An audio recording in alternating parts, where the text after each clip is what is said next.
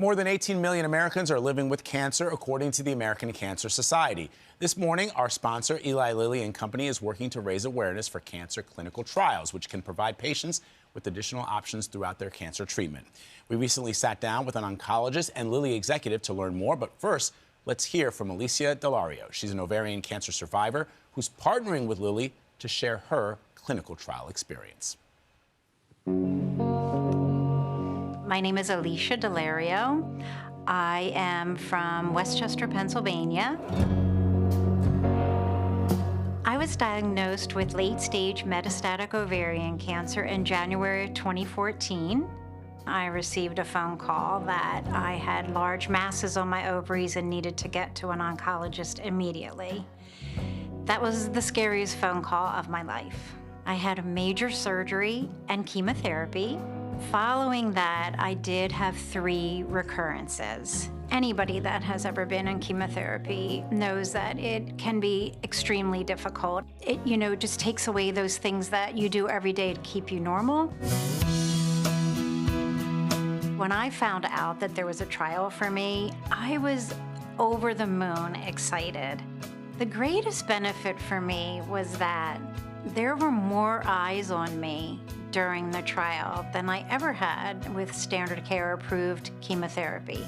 I was on the clinical trial for 4.5 years and I had no sign of disease. So that was really huge and also just gave me a new lease on life. The experience can be very different for everybody. But for me, it was extremely positive. I truly lived my life. I exercised, worked, did family outings, just doing what I would do as normal Alicia.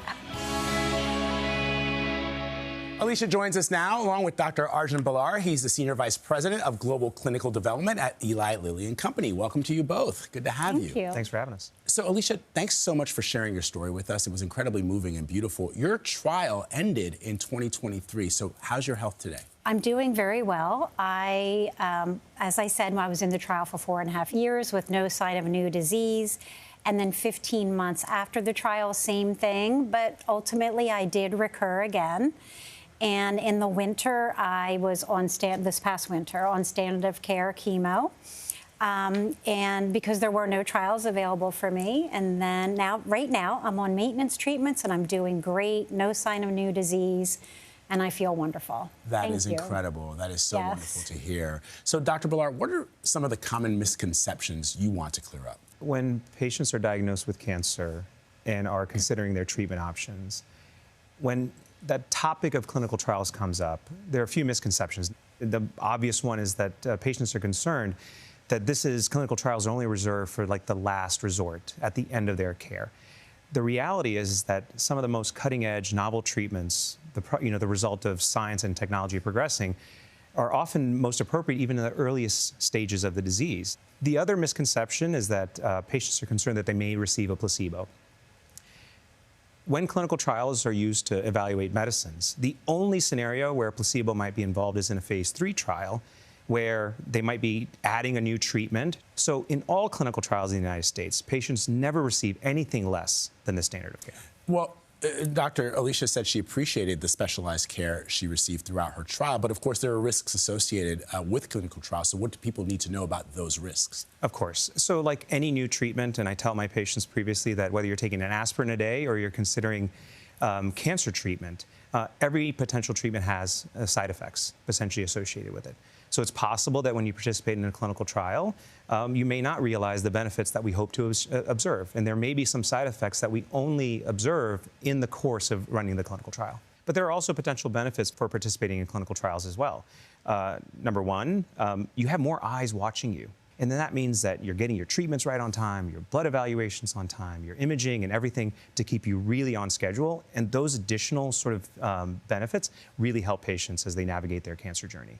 And obviously, if the treatment proves to be successful, then if you participated, then you had access to the novel cutting-edge treatment much earlier than when we got that drug eventually approved. Alicia, what advice would you give to patients and their families who are exploring different treatment options? I would suggest to be open-minded and talk to your doctor at, like as Dr. Ballar said, as early as possible. I wish that there had been a trial at diagnosis for me. So I had been asking all along for a trial because, again, the newest technology is really, a lot of it is targeted therapy for your particular cancer, which is what I was hoping for.